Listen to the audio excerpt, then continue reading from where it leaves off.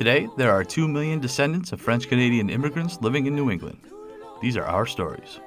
Welcome to the French-Canadian Legacy Podcast.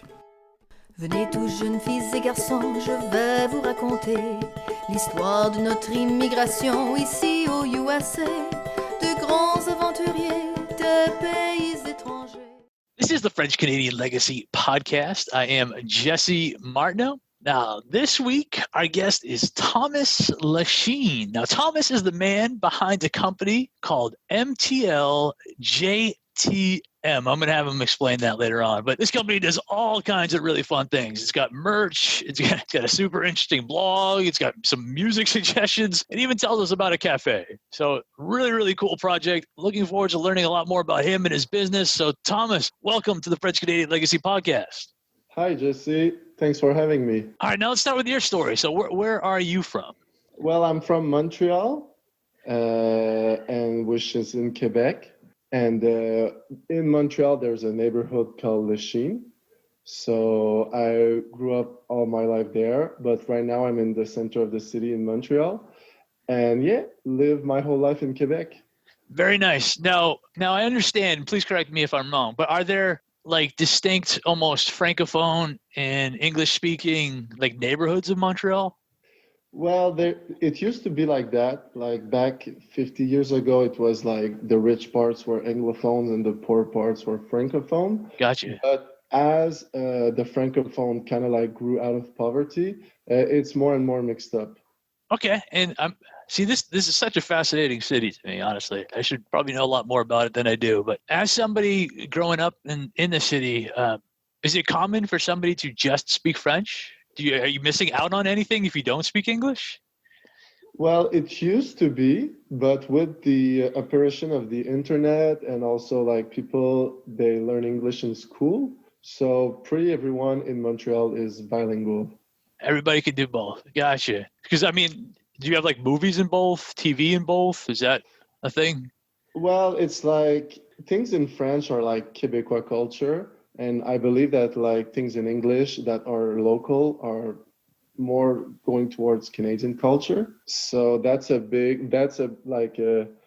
cute way to phrase it. Gotcha. Okay. Just fascinating town. I think it's very cool. So let's talk a little bit about the business. MTL JTM. So first of all, where'd you get into the idea? Why start this? I was in New York during the Occupy Wall Street, New York, and like things were so tiresome. It was very hard. We were sleeping on the ground, and it was like concrete. So I was super, super tired. I think it was the 8th day, and it was raining. So I went into the subway of New York, and I was in Brooklyn. And at some point, I was alone in the cabin. And then a couple entered, like a Latino couple, but like in New York, it's very common. Sure. But this time they were like completely dressed from head to toe, both the guy and the girl, with the gear of Canadiens de Montréal. Very nice. Montreal Canadiens, of course. Yeah. Yeah, which is the hockey team. So it just felt like, oh, it's a message from home. and actually, like JTM means je t'aime. It's like it means I love you. So I wrote like MTL JTM. And what's very interesting about this logo is that if you look it in the mirror, the MTL in the mirror, it becomes JTM, which means I love you. So the reflection of Montreal is I love you. And the JTM becomes MTL, so Montreal. That is awesome. I had no idea. You can just flip it in a mirror. That's really, really. So how long were you, first of all, what motivated you to go to New York for the Occupy movement? I think this is fascinating. And how long were you down there for? I was there for 11 days. 11 days.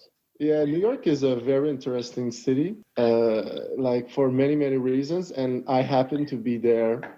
And like we were just like, hey, let's check it out. And then we just end up sleeping there for 11 days and being in the center of the world.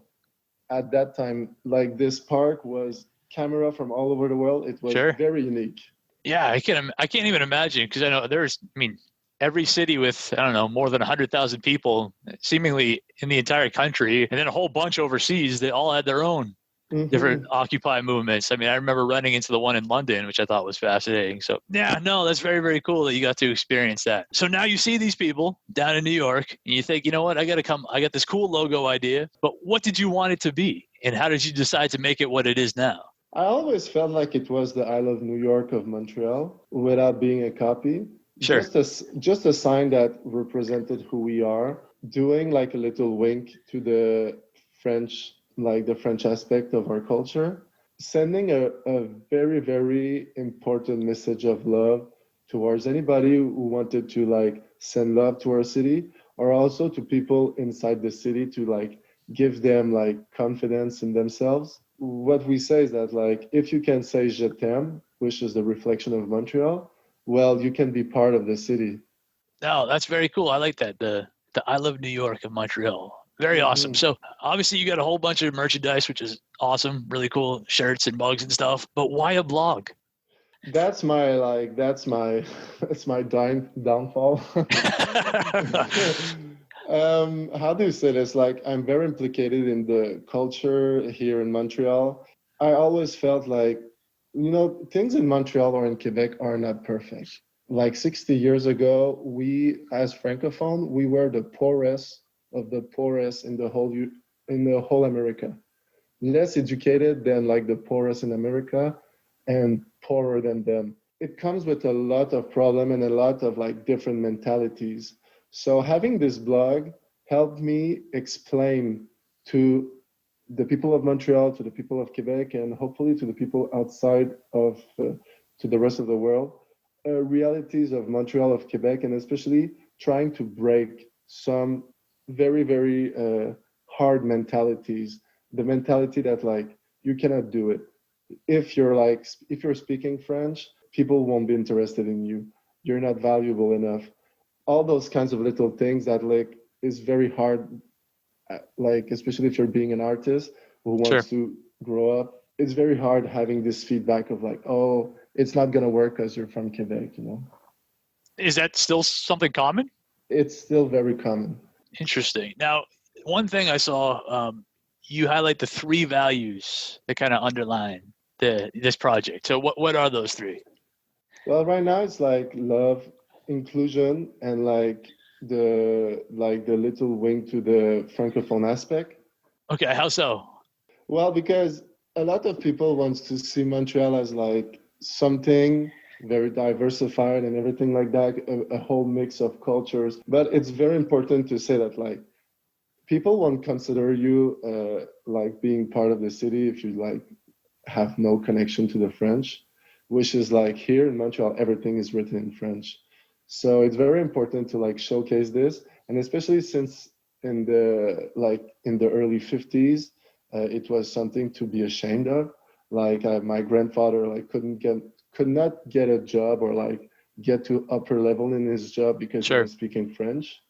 So it's very important for me to break this, and also like to show that like everybody can be part of the city, and that is just a way to say like je t'aime, which means I love you in French.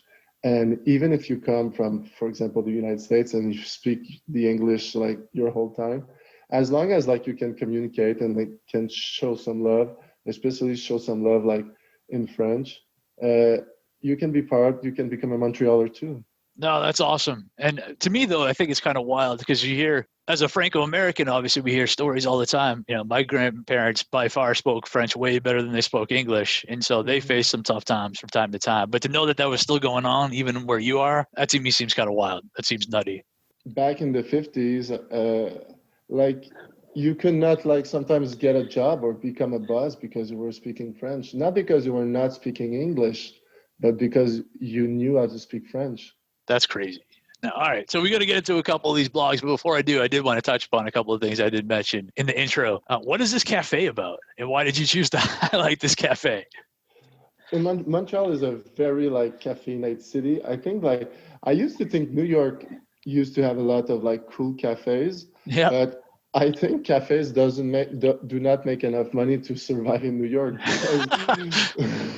There's a lot more in Montreal. So we took our favorite coffee and we brew it in Montreal, and now we're selling it. And what's the name of this place? Well, right now we're selling it on our website, Gotcha. and we don't have a official cafe yet. We're still working on that. All right, very cool. Now, what about these music suggestions? Who put this together? I think it's me. I used to organize concerts in Montreal. Really? Yeah, and my whole motto was that a lot of people here they used to give 90% of their budget to bring, for example, an American name or a European name. Sure. And they would pay pennies for the locals. And so I was like, man, that is not my value. So I got very, very interested in the local culture and spent a lot of time promoting it. I must admit, sometimes it comes with the ups and downs. And, when we're talking earlier about this mentality of it's not good enough. Sure. Sometimes it's it kind of feels like screaming in the desert. Though Gotcha. I'm kind of very proud to still have done this. Now, were you able to draw? Would people come out and see the locals still make money? Recently, yes. Gotcha. Before the lockdown, we were we were making money, and we were making interesting and money. We were more in the rave culture. Okay, I got you. I think Montreal is where the electronic music in the whole American continent is. Oh, wow. It's where it's at.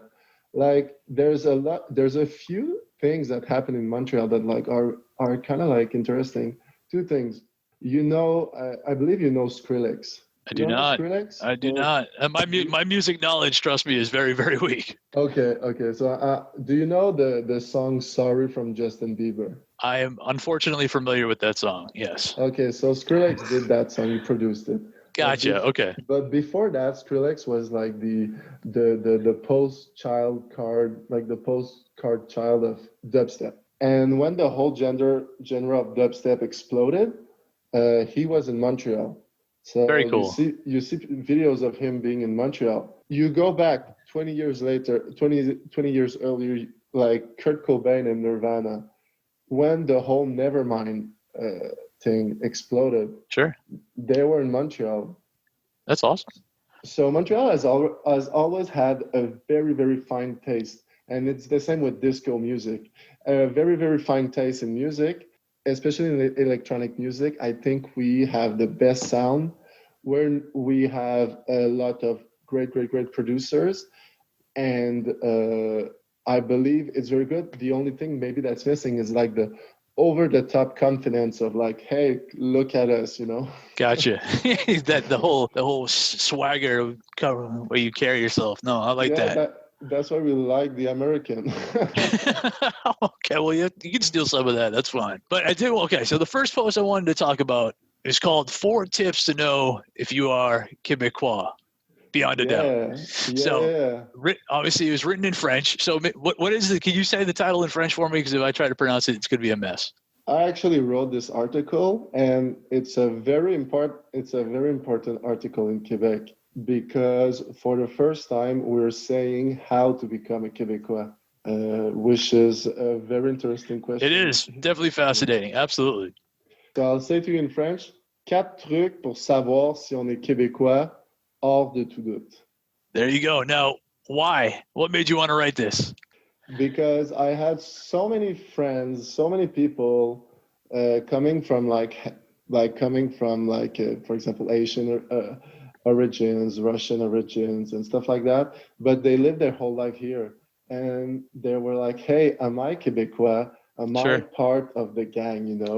And it's a very touchy question here, because a lot of political activities are profiting from the fact that people don't feel Québécois, but that's a whole different story. Yeah, that's weird. Yeah. But just on the personal vibe, it's am I part of the group that I'm surrounded by? Right. So I said, well, I know the answer because I worked in this. So I decided to write an article to tell them how to feel Québécois and to feel without doubt.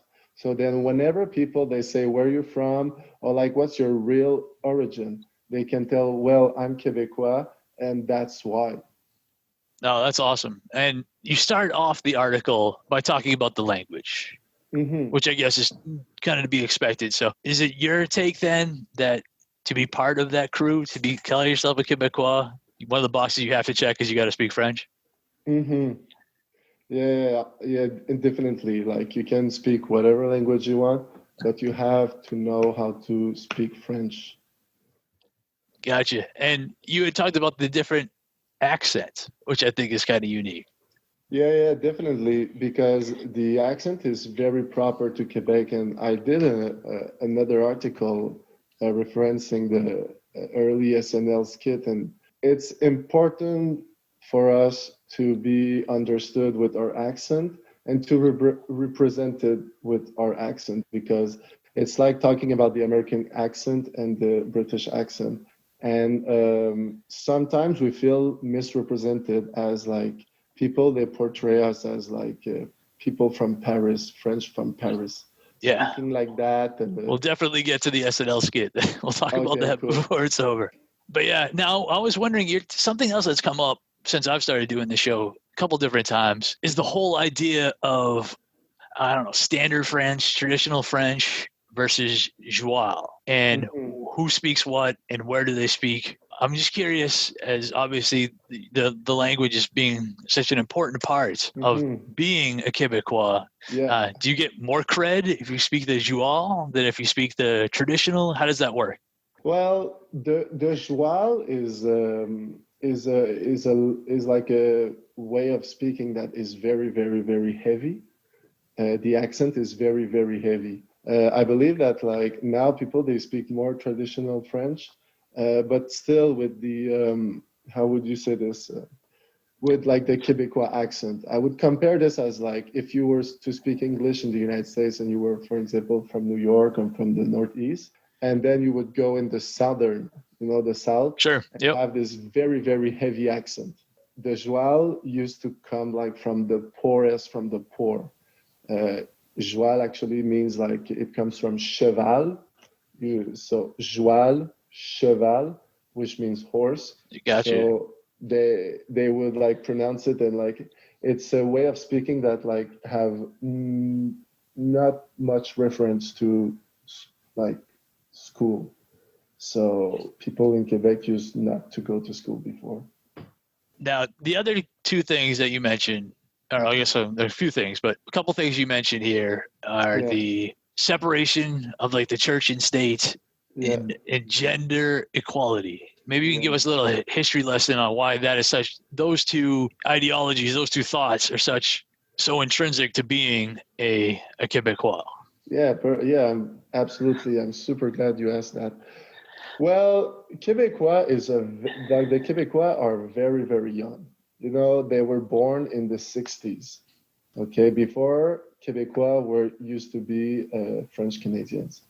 Okay, what happened in the 60s is that the whole system changed in Quebec. We call it the Quiet Revolution. Sure. And what happened is that for the first time in history, women had the right to vote. Women had the right to open a bank account. Women had the right to complain about somebody in trial. Women had the right to be on the jury of trial, because before, women could not, like, for example, sue somebody without their husband. That's crazy. Father doing it. What prevented them from this was two things: was the system, like the political system, but also the religious system, which encourage people not to go to school, encourage women to make thousands of babies. Like my grandmother, she had 9 babies, and they were living in like a 5-room like apartment. Sure. And they were encouraged not to go to school, so they were encouraged to have no rights, make thousands of babies, and stay in their condition, which was being super poor. During the 60s, what happened is that like they say like, okay, now the hospitals that were controlled by the religious, are controlled by a state that is not religious. Sure. And the women they gain power of this. So people don't want to go back to that state. So when that happened, it was a no turning back. Now the church in Quebec are pretty empty. Women, when they had their equality in Quebec, they said never again we're going back. And it's true and it's right, because they had no rights. And women in Quebec, when they had their right, they did a lot to help the whole Quebecois rise. And so that's for women. And the religious is that religious entities keep Quebecois, French Canadian in such poverty. They made them so they would never grow out of their poverty. And it was like that for a couple of 100 years. So when they decided to free themselves from this religious jail or way of seeing things, they said never will the religious entities have access to power again in Quebec. So whenever there's people coming in from, for example, other countries being like, Sure. oh, well, I want to be represented with my religious beliefs and being a representative of the state, that doesn't fit well with Quebecois at all. So this is why to become Quebecois, you need to be okay with women being equal to men, and also to have religion separated from the state. Something you mentioned that I honestly didn't know. What is the souche? Okay. The souche means the souche is it means related or the origin. So here, Quebecois, the souche, as the Quebecois identity is not very there is no formal document until now that was saying, look, a Quebecois is that. Sure. There was this kind of gray zone where a Quebecois were French Canadians, and Quebecois culture is French Canadian culture. And so whatever people, for example, they're Quebecois, but their parents are from Haiti, or they're from Russia. They were hey, am I Quebecois? Because they were calling the natives or Quebecois de souche. But what it really means is that it means Quebecois de souche Canadienne Française. So it means Quebecois originally French Canadian, from a French Canadian descendants. So it's almost like a distinction within the larger umbrella of the Quebecois. Exactly, but all I'm saying right now is very new. It's very novel. People are learning and understanding the little differences. And me, because I worked in culture and I interview a lot of people on that subject in Montreal and Quebec, sure, I felt like I had the knowledge. And the first time I told somebody, and I explained to them, because she was Black, how she is Quebecois, she started to cry. Wow. Because she thought that because she was not Quebecois de souche, she could not be Quebecois. Gotcha. No, that's pretty powerful, man. That's cool. Now, I guess my one last question kind of about this topic is then maybe a selfish one. Can you be Quebecois if you weren't born or grew up there? If I were to move, if I were to learn French, and then all of a sudden, and at what point, and I guess this is maybe a bigger question, at what point have I earned enough, I don't know, Quebec credibility to be able to call myself? Is it when I speak fluently? Is it when I've been there 6 months? Kind of what is your thoughts on things? Well, you have to speak French. You have to at least being able to communicate. Okay, the French accent, the Quebecois accent, is just icing. But you have to be able to communicate, for example, read, or sure, minimally communicate in French to at least understand when Quebecois are speaking. Otherwise, it's all about the values. If you're if you're okay with the equality of sex and the separation from the religion and the state, and you like Quebec culture, you can call yourself a Quebecois. Very cool. That's super encouraging, actually. So I guess the one thing, I'll move on a little bit because I think it's kind of fun. You wrote an article about why the Quebecois like the French, as in people from France. So if you just give us what is that about? Why are people from France so popular? Okay, earlier I talked to you about like how political parties really profits of the feeling not Quebecois. Okay, well, it's true.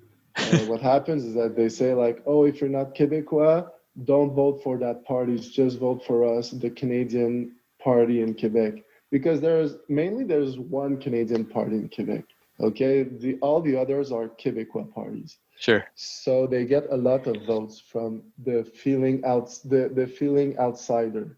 Gotcha. That they don't belong. Yeah. But the French, they arrive and they kind of they arrive out of nowhere and they start arriving like there's a lot of French people in Quebec, especially in the center of Montreal, and they arrive knowing the language, knowing like the issues of being like a country where you receive a lot of people, and they were just contrary to like the Canadian people.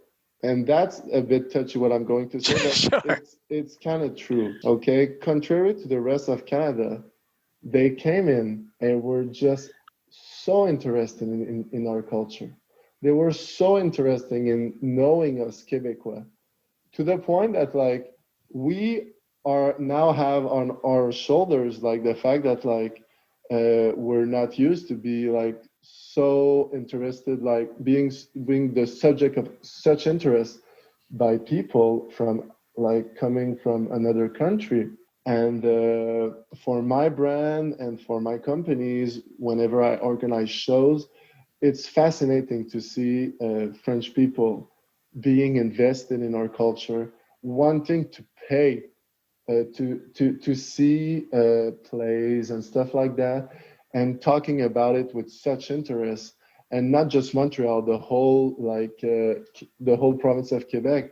So it feels so refreshing to be liked for who we are, rather than trying to please somebody who seems never pleased enough. Because I'm going to say something, okay? Cirque du Soleil? Sure. The legend has it that Cirque du Soleil, before coming to the United States, he went to Toronto. And you know what they told him? They told him, Cirque du Soleil never going to work. And you know that French name? It sucks. Nobody's going to be interested in that, and nobody going to understand it. Can you imagine the feedback? But what is so strong about the guy, which is Guy Laliberté, is that he said, like, you know what? I don't care about you. And he went south straight to the United States, and there they welcomed him with open arms, and they justified his talent. I mean, it seems to have worked out. Yeah, and it's a very inspirational story. That's awesome. Okay, so we got to get to this one more, as promised. Yeah. One more piece I want to talk about, the skit on Saturday Night Live. This is something they got a whole lot of talk among the Franco-American circles anyway. I know every one of our social media groups, everybody was talking about it with different opinions, different thoughts. But you wrote a blog post on it. And the first thing I want to ask is, I thought that caught my attention on your post is that you wrote it in English. Yeah. Basically, everything else you do is in French. Why is this in English? Because this post is for us to be heard and understood by the Americans. And what was the message? Is that it's not okay to represent our culture, the Quebec culture, as being culture from France. That's how I would say it. Like, we say we are France-faced, meaning that like whenever the Americans would talk about Quebec, they would talk about people with baguettes, people eating fromage, like cheese, and all those French cliches. Smoking cigarettes, yeah.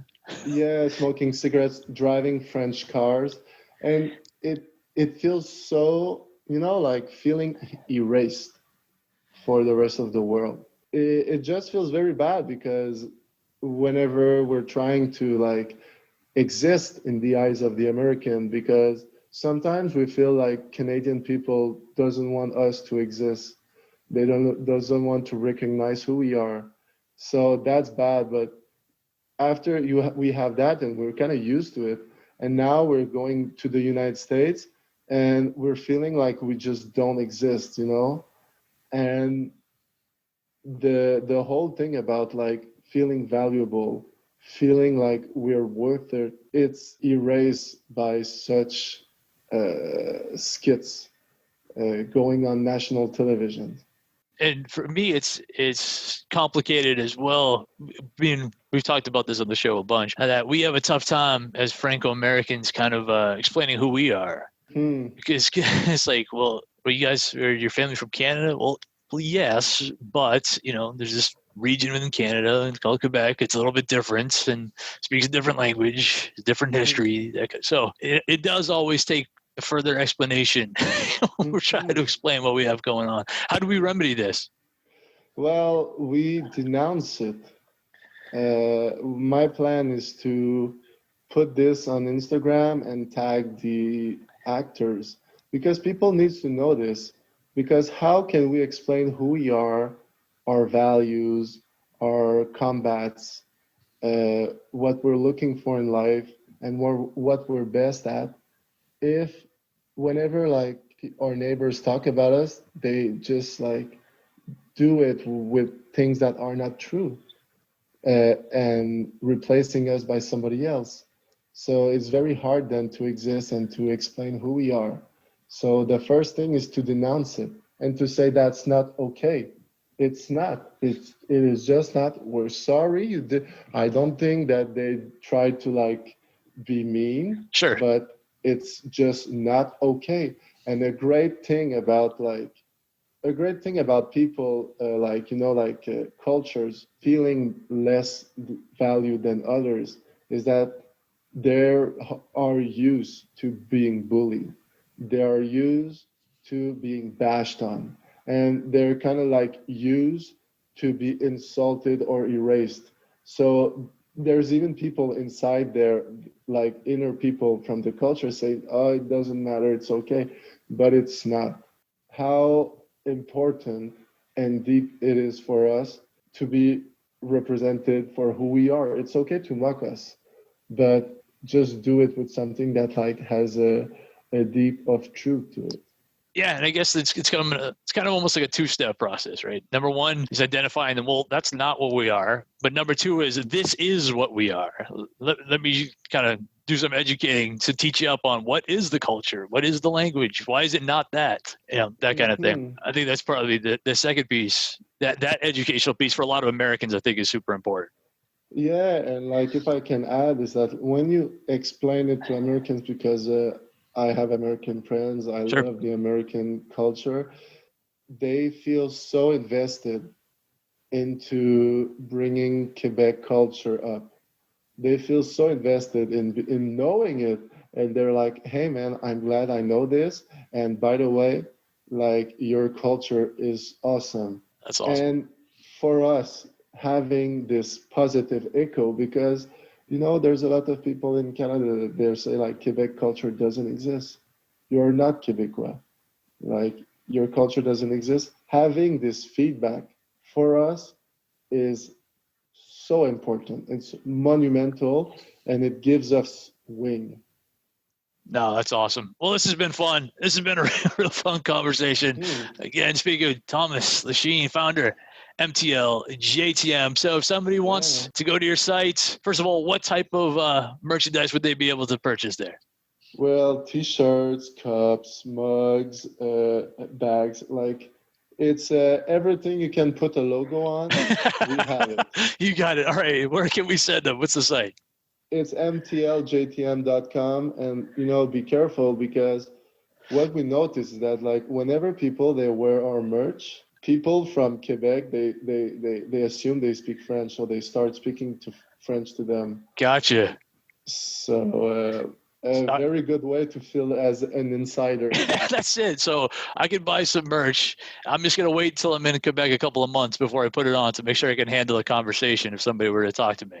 Yeah, sure. And like you be like Americans be cool like with it. Like I think that a lot of American people they feel ashamed or like they don't know any other language or they feel bad. But for real, they are usually way better than they think they are.